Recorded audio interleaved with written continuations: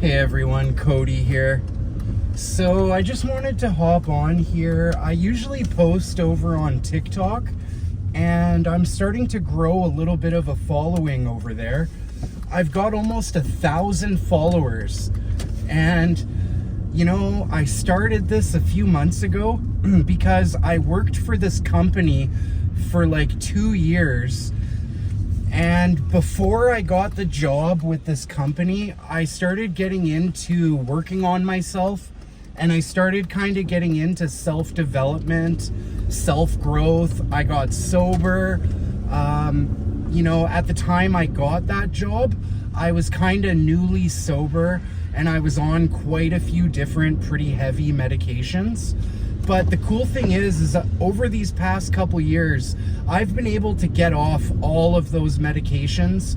And as I record this video right now, I'm currently 2 weeks off antidepressants.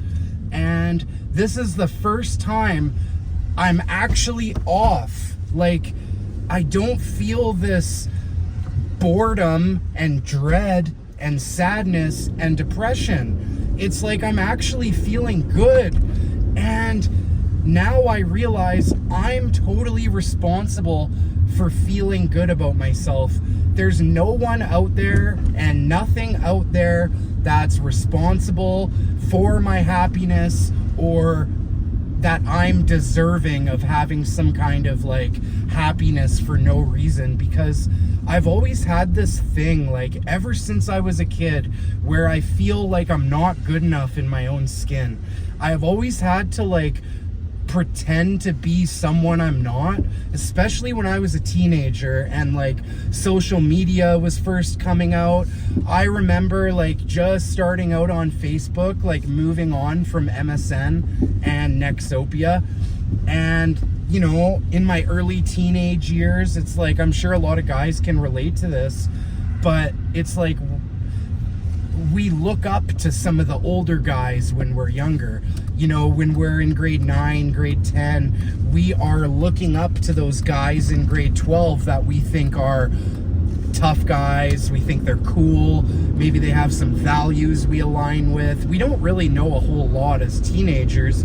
We just see these older guys who, like, you know, they're successful with the women. Maybe they work out. Maybe they like the same music. We think they're cool. We wanna kind of be like them. As men, that's like what my generation, I feel, really had. Was we had a lot of good role models. And I'm not just saying good, like a lot of the music and the media and the entertainment from like 10, 15 years ago is really like not a whole lot different than it is today. Today, it's just like more amplified, because I remember like way back in the day, I would always listen to Lil Wayne, and Lil Wayne would rap about like selling bad things. He would rap about like being a gangster, getting girls. And that's what a lot of the music is today, except back then it was a little more censored. It was a little more, today it's like really dumbed down, but it really emphasizes the bad stuff, like selling bad things, bad energy, bad karma, disrespecting women, disrespecting other men, just being a bad person. And I feel like the music today influences so many people in a negative way. And I know for me, like, especially being in the self-development world for myself, somewhere along the line, it's like I went so long without listening to music that I actually started to become sensitive to music. I started to notice that when I would listen to certain rap music that I used to like to listen to, it would put me in a really bad like frame of mind, and it would make me like kind of start glorifying and worshiping the stuff that they talk about in the music. And you get to a certain point in your self-development journey that it becomes impossible to lie to yourself anymore. And you start being honest with like the feelings that you're feeling inside, and you realize that like this music isn't good for you. That kind of brings me to my next point. You You've heard the saying, you are what you eat, but I feel like it's more than just food. I feel like it's everything we consume as a whole. So just a stupid small example, I saw a video of a guy waking up in the morning, and the first thing he did was take a big slam of his Faygo pop. I don't know if that was just for the video, but like something about the guy told me that it wasn't. That Faygo pop bottle was not a prop. That was just his everyday life. And I feel like if you start your day off by slamming pop, mentally, your day is going to be very difficult. And there's going to be people out there who say, oh, just because I drink a pop, this and that. Oh, groceries went flying. It's not just about that. It's the principle of it. You don't care about yourself enough to wake up in the morning and hydrate yourself and take your vitamins and, you know, be mindful of what you put in your body as it's going to affect your mind. No, it's easier to just slam a pop and say, I'm crazy for the vagus nerve that you have in your body that connects your mind to your gut. That doesn't exist. That's just a made-up thing Cody made up because he doesn't like people who drink pop in the morning. There is people out there who are gonna hear what I said, and the only thing they're gonna take from this video is I don't like people who drink pop in the morning. That's fine. That's not my problem. My problem is the fact that the world has changed so much. We need to be aware of these changes, and we need to be aware that we are responsible for our own happiness. Our own happiness is becoming more and more difficult to obtain and grasp because of the way that we're conditioned to feel about ourselves and about everything. It's like you can't even have a conversation about with people because 20 seconds into it, they're going to be scrolling on their phone. They're going to get a notification on their watch. Someone messaged them on Facebook and they can't wait. They're going to, it's like, it's not even about it being rude.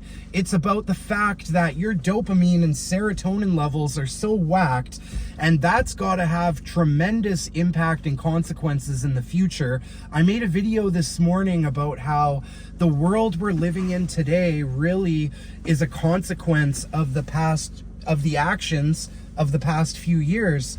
And I feel like it's going to get worse. And for the world to get where the people in power want it and want us to go, we are going to go through some dark times to get there. Because it's not just going to be we wake up one morning and all of a sudden this is the way things are for your own safety. It's a process. It's a slow progress, slow psyops, slow. It's an investment. And now I'm starting to sound crazy, so I'm going to end it there. Hope this video made sense. We are responsible for our own happiness. You can't place that on anyone else.